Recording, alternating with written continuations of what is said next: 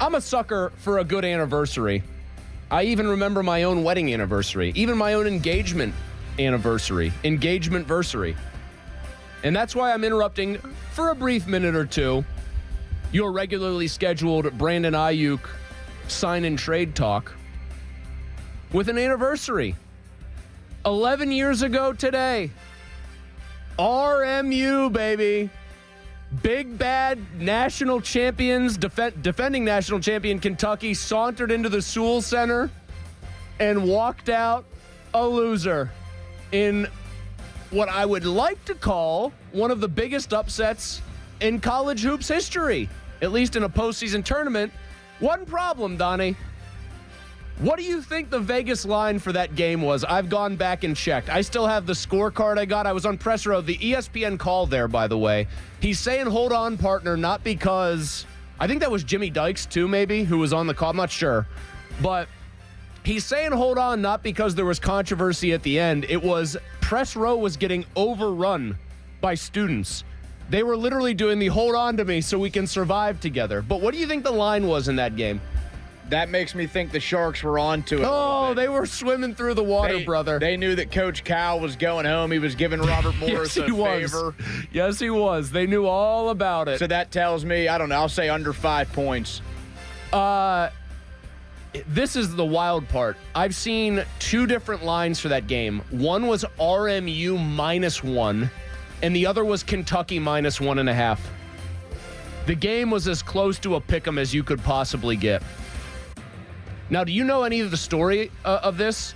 So, Rupp Arena hosted what we call first and second round. They call it the second and third round now because the first 4 is first round.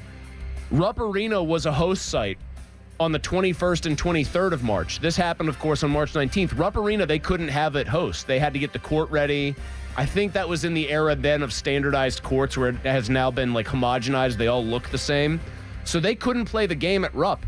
Cal is, of course, not just a Pittsburgh native, but specifically a Moon Township native. He very happily took the road game. And then I have thought about this numerous times since. I remember walking up to Andy Toole before the game and just saying, hey, good luck. And you could tell he knew how big of a deal this was. And I just tried to say, hey, good luck, and then see. He was just like out on near the court watching it all, right? Because it was a surreal atmosphere. I am, of course, very noteworthy for being on ESPN and that, looking back at Hathorne, smirking as all these students are rushing by me. That's the very infamous picture of me. Cal gave, in my opinion, one of the funniest because I think everybody knew what the score was. When you go to play with Cal at Kentucky, you're going to be put in the NBA. That was the whole thing. One and done.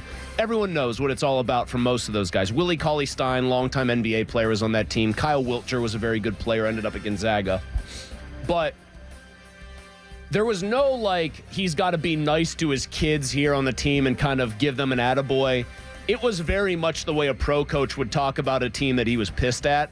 The post-game presser, Andy's was, like, not unremarkable, but it was just Andy, like, going through the surreal emotions of beating effing Kentucky. Cal just tore his guys a new one. I was in there asking questions. Cal was just holding court like you'd have thought that's a hugely embarrassing loss. I'm sure some big-name boosters were still pissed, like, hey, Cal, could we at least win the NIT this year, right? He's in there. He looked like he didn't have a care in the world. Just blasting players. His starting point guard was a kid named Jared Polson from, like, Hopkinsville or Shepherdsville, Kentucky, one of those, like, random little towns. The kid just looked wildly out of place with the kind of guys they tried to recruit there, just big athletic dudes. He was just a small-ish, like, scrawny-looking guy. He was, by that point in the season, Cal's best option.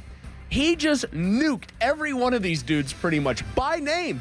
And I maintain to this day, I'm sure he tried to win. Obviously, they tried to win. It's not like they got blown out. I do not think Cal was even slightly annoyed that they lost.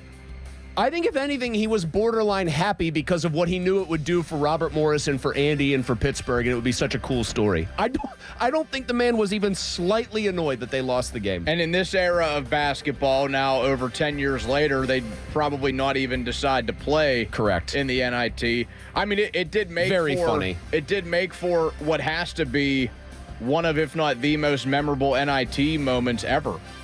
Like, I think it's I know it hits home more for us because we're here, but I think on a national level too. Like, what other NIT moments can you think of over the course of time? Very surreal to see Robert Morris, Kentucky, and see the final score of that game. It just was insane to behold. Yeah, I remember watching that game with my parents, and my mom would be in and out of the living room because, as you can imagine, John's not huge on watching live sports with Lisa. Of course. But, like, once it got down to the home stretch there and, like, Bobby Moe was hanging in it. Oh, yeah, brother. He just gave the typical dad, like, dear, you might want to come in here, and she came, like, scurrying in. That was awesome. Just being there was so unbelievable. It was one of the coolest environments I've ever been in because it was just so charged up, and those fans, that was their national title game, easily.